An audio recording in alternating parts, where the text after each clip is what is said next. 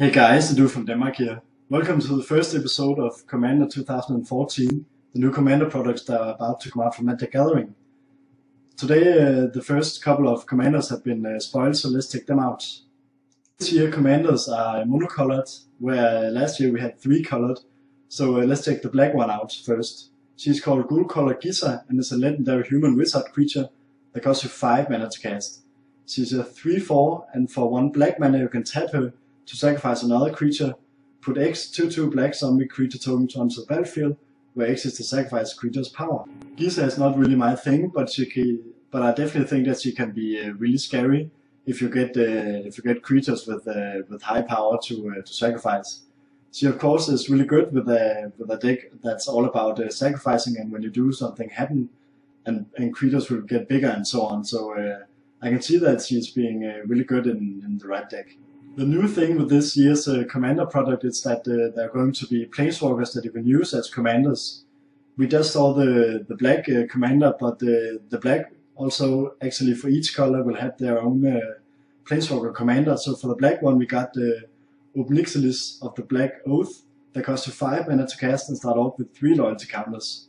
His first ability gives you 2 loyalty counters where each opponent loses 1 life. You gain life equal to the life lost this way.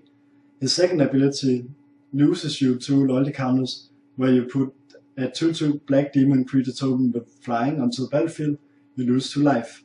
His ultimate costs you 8 loyalty counters to do. You get an emblem with, for 2 mana you can sacrifice a creature, you gain X life and draw X cards where X is the sacrifice creature's power. I really think that doing this with Planeswalkers being your commander is a really cool idea. It's not really a thing that I wanted to use because I don't think Planeswalkers is that fun to have as a commander. I'm more into creatures that do something really cool. But the cool thing about the commanders is that you can do a lot with them instead of just one thing as the commander. So I guess this could be really cool. But it's definitely nice to see that we can use commanders we can use the Planeswalkers for commanders. The blue commander haven't been spoiled yet, but the blue Planeswalker have, so let's check that one out. Teferi Temporal Archmage costs you 6 mana to cast and start off with 5 loyalty counters. His first ability gives you 1 loyalty counter where you can look at the top 2 cards of your library. Put one of them into your hand and the other one on the bottom of your library. His second ability costs you 1 loyalty counter to do, untap up to 4 target permanents. His ultimate costs you 10 loyalty counters to do. You get an emblem with, you may activate loyalty abilities of Planeswalkers you control on any player's turn anytime you could cast an instant. Again, Planeswalkers isn't really my thing, but I could see how this guy would be really crazy, especially with his ultimate of course, but also his second ability where you get to untap up to 4 target permanents. That's really cool. I think that the emblem you get with that you can activate loyalty abilities of Planeswalkers anytime you could cast an instant is really cool. You can also use this outside commander and use a lot of other Planeswalkers to have a little theme going on. So that could be really fun, I think.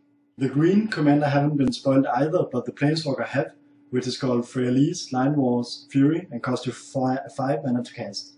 She starts off with 3 loyalty counters, where the first ability she has gives you 2 loyalty counters, where you put a 1/1 green elf druid creature token onto the battlefield with add 1 green mana to your mana pool.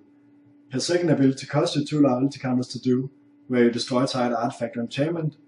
Her ultimate costs you 6 loyalty counters to do, where you draw a card for each green creature you control.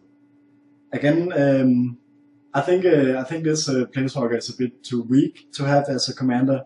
I at least think it's kind of boring to have. I mean, she's good for giving you mana and destroying artifacts and enchantment, but her ultimate is kind of boring, I think. So it's not really my thing. But again, it's nice that we have these type of commanders. Commander is called Feldon of the Third Path and costs you 3 mana to cast, and is a 2/3 legendary human artificer creature. For 3 mana you can tap him to put a token onto the battlefield that's a copy of target creature card in your graveyard, except it's an artifact in addition to its other types. You gain haste, sacrifice at the beginning of the next end step. I definitely think that this red commander is the most exciting one of the commanders we have seen so far. He's I mean, it's really nice that you get to put a token out from the battlefield that will that you can attack with, and then it gets sacrificed again at the next instead. You can use for the deck. You can use a lot of creatures that benefits from entering the battlefield and dies, which is really cool. So I definitely think that this guy is really awesome. Also, the art and the flavor text is just it's just really good. So it's definitely a nice commander, and he only costs you 3 mana, which is really cool. The last commander that was spoiled today is called Yasal Goldmane, and it's a legendary cat warrior creature that costs you 4 mana to cast, and it's a 4/4. He got first strike, and for 5 mana, your attacking creatures you control get XX until end of turn, where X is the number of attacking creatures. This is kind of mindless, but it's really aggressive, which is of course really good. It costs you 5 mana to do, which doesn't seem like that much actually. So it's definitely a nice commander if you like to attack with everything you got. Angelic Field Marshal is an angel creature that costs you 4 mana to cast, and is a white 3/3 flying. It got a new mechanic called Lieutenant, where as long as you control your commander, Angelic Field Marshal gets +2/+2, and creatures you control have Vigilance. I think the Lieutenant mechanic is actually really cool, since flavor-wise you now have a mechanic that's all about that if you control your commander, your whole army in this commander deck will benefit from it, which is really cool. I think we're definitely going to see a cycle with this Marshal creatures for each color, where they will get +2/+2, and then something for their respective color. But otherwise, I'm really looking forward to see where this mechanic is going, because I think it's really cool. Dualcaster Mage is a red human wizard creature that costs you 3 mana to cast.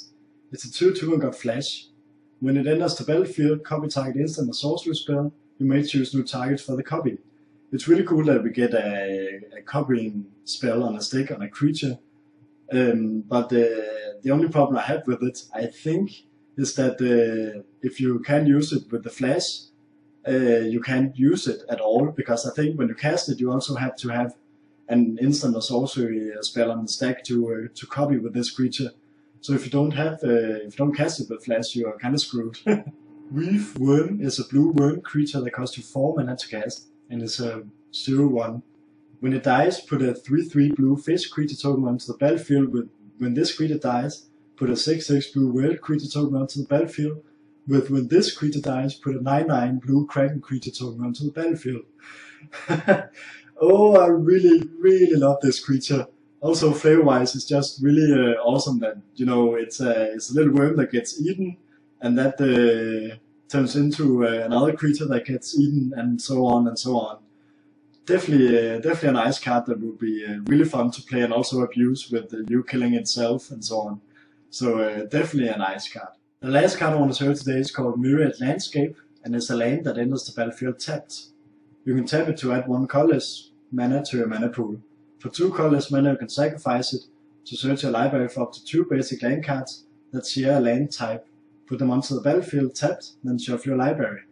This is a really nice land that really can fetch you some quick lands. That also, of course, since the commanders are monocolored, you're looking for two same lands to put out. They also come out tapped, so it's really quick to get these out. So it's definitely a nice land card to have. Cards I wanted to show today. I hope you liked this first episode of Commander 2014. You can leave me a comment down below and tell me what you think of the commanders we have seen, and which one you like the most, and also in general the cards we have seen for Commander so far.